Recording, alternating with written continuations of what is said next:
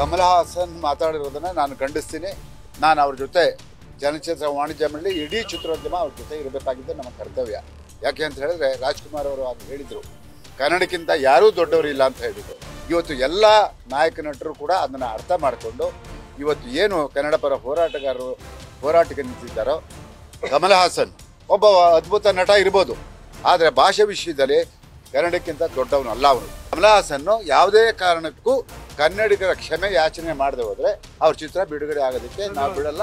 ನಮ್ಮ ನಾಡಿನ ದುರಂತ ಇತ್ತೀಚೆಗೆ ಕರ್ನಾಟಕದ ಮೇಲೆ ಒಂದಲ್ಲ ಒಂದು ರೀತಿ ನಾಡದ್ರೋಹಿಗಳು ದಾಳಿ ಮಾಡ್ತಿದ್ದಾರೆ. ಅದು ಸೋನು ನಿಗಮ್ ಆಗಿರ್ಬೋದು, ಬ್ಯಾಂಕಲ್ಲಿರೋ ಅಧಿಕಾರಿ ಆಗಿರ್ಬೋದು, ಇನ್ನಿತರರಾಗಿರ್ಬೋದು, ಎಲ್ಲರೂ ಒಂದು ರೀತಿ. ಆದರೆ ಇತ್ತೀಚೆಗೆ ಭಾರತದಲ್ಲಿ ಶ್ರೇಷ್ಠ ನಟ ಅಂತ ಕರೆಸ್ಕೊಂಡಂಥ ಅವಿವೇಕಿ ಕಮಲ್ ಹಾಸನ್ ತನ್ನ ಘನತೆ, ತನ್ನ ಸ್ಥಾನಮಾನಗಳನ್ನ, ಕನ್ನಡಿಗರು ನನಗೆ ಏನೇನು ಕೊಡುಗೆ ಕೊಟ್ಟಿದ್ದಾರೆ, ಅವನ ಜಾತಿ ಭಾಷೆ ಏನು ನೋಡಿದಲ್ಲಿ ಅವನ ಸಿನಿಮಾನ ಕರ್ನಾಟಕದ ನೆಲದಲ್ಲಿ 100 ದಿನಗಳ ಕಾಲ ಓಡಿಸಿರುವಂಥ ಈ ನಾಡಿನ ಜನರ ಬಗ್ಗೆ, ಈ ಭಾಷೆ ಬಗ್ಗೆ ಹಿಂದೆ ಒಂದ್ಸರಿ ಚಿಕ್ಕಮ್ಮ ಅಂದಿದ್ದ, ಅದೇ ತಾಯಿ ಎಂದಿದ್ದ.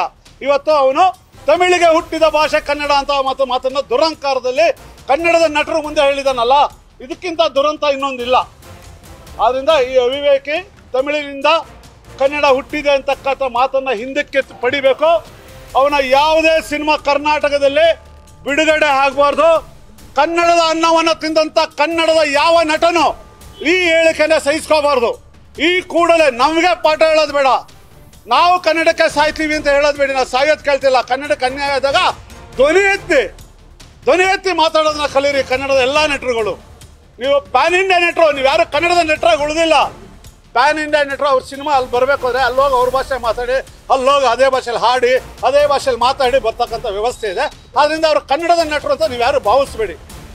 ಕನ್ನಡದ ನಟರು ಕನ್ನಡದ ನಟ, ಕನ್ನಡಕ್ಕೆ ಸೀಮಿತ, ಕನ್ನಡ ಬಿಟ್ಟು ಹೋಗಲ್ಲ ಅಂತ ಯಾವ ನಟ ಹೇಳ್ತಾನೆ ಅವನು ಮಾತ್ರ ಕನ್ನಡದ ನಟ.